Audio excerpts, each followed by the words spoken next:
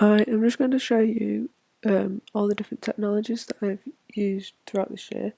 I'm going to tell you how I've used them and what I've used them for. I'm going to start off with Photoshop. I use this to create my magazine and poster, and also to edit and manipulate photographs. It's quite easy to use. Once you get the hang of it, it's really simple. You've got all the different tools down the side here and along the top. There's a layers panel here. We can create a new layer and duplicate layers. I'll just demonstrate a couple of the tools. So if I get the spot healing tool, I'll zoom in. I can get rid of any marks or blemishes that I don't want. If I zoom in a bit more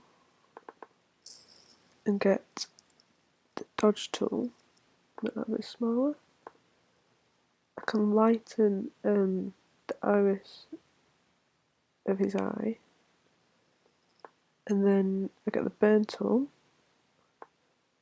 I can darken the outline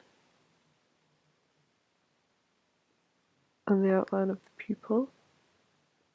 That just enhances the eye.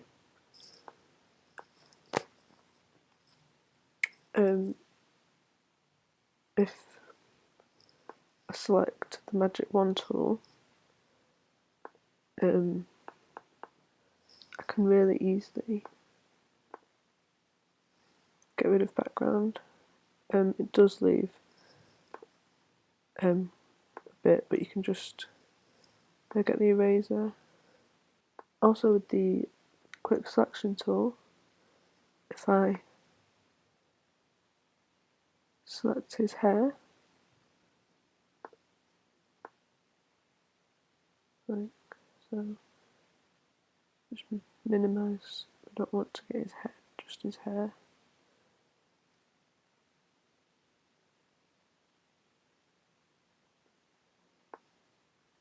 And then get the brush tool, select a colour, purple, and we can change the colour of his hair slightly using that.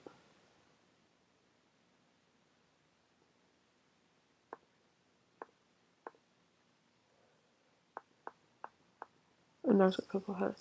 So yeah, it's really easy to use. I've used Adobe Illustrator to create some designs for the production and distribution company logos. Illustrator is relatively easy to use. All the tools are at the side of the screen here and the top there. I have created these lamps using the path tool, which is really simple to use. You just pick yourself a point and then get another point. And then if you move your mouse around a bit, you can make it curve in different directions. You can make lots of different shapes out of that, or like letters if you want to. L, which is really easy to use. And then if you hold down Alt, you can change the direction of them again. Select an anchor point, Alt, and then you can move it around. So that's really easy to use, and that's how I made these lamps using Illustrator. I used iPhoto to import images from the camera. It's really easy to use. You just connect your camera and then the images will pop up in here, and you select the ones which you want to import, and there's usually an import button here because I've not got a camera connected. but there'll be an import selected button here, and then once they've imported, you can either drag and drop them to your desktop, or you can just leave them in iPhoto where they'll stay saved unless you delete them. But yeah, iPhoto is really, really simple and easy to use. I used GarageBand to create the background music for our trailer. This is the actual music I made for it. But you can simply click what you want from here. So you can just click what you want, get what you want from here, and listen to it. And then put it on here. You can drag and drop it into there, and then you can adjust the pitch here and open that, and then you can adjust the volume. So I can have it gradually getting louder and then gradually getting quieter. Yeah, so GarageBand is really, really easy to use as well. I've used Keynote to create presentations for the research and planning stages. It's really easy to use.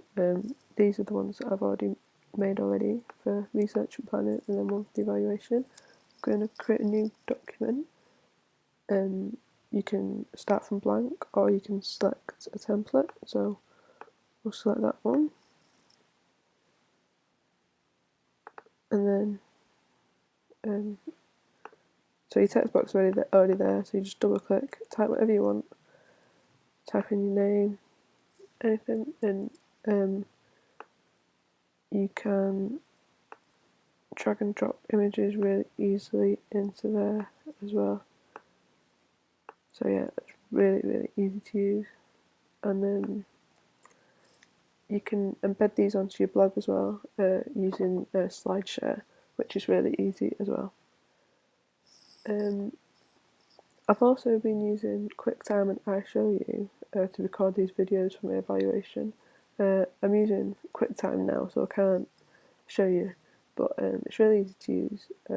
Once you open QuickTime, at the bottom there, you select File, New Screen Recording, and just click the record button, and it starts recording, so that's really easy to use as well. Blogger is a blog website that we all use to document all our work from the whole project and last year's project. This bottom one here is last year's project, but this one is this year's. So these are all my posts for this project. I can view how my blog looks by clicking that button. So that's my blog so far. You can scroll down. If we go back to this, you can create a new post by clicking this button with the pencil on it. You can write your title in here. You can add a label to it. I've got evaluation, production, research and planning. But your content goes in this box, so you can type things in here. But you can also add photos by clicking that. You just choose a file from your documents. You can add a video by clicking that. But if you click the HTML button, you can copy and paste an embed code into here, so you can embed like YouTube videos and prezzies and PowerPoints and things. So everything is just so easy to use. You can also, if you click this, you can set a date in the future for when you want your document to publish. So yeah, Blogger is really easy to use. Prezi is a website which allows us to create presentations. I've created quite a lot of Prezis in the past for the research and planning stages, so these are all the ones that I've already created. But if I click on New Prezi, you can then, when it loads, you can either start from blank or you can pick one of these templates. So we use that one.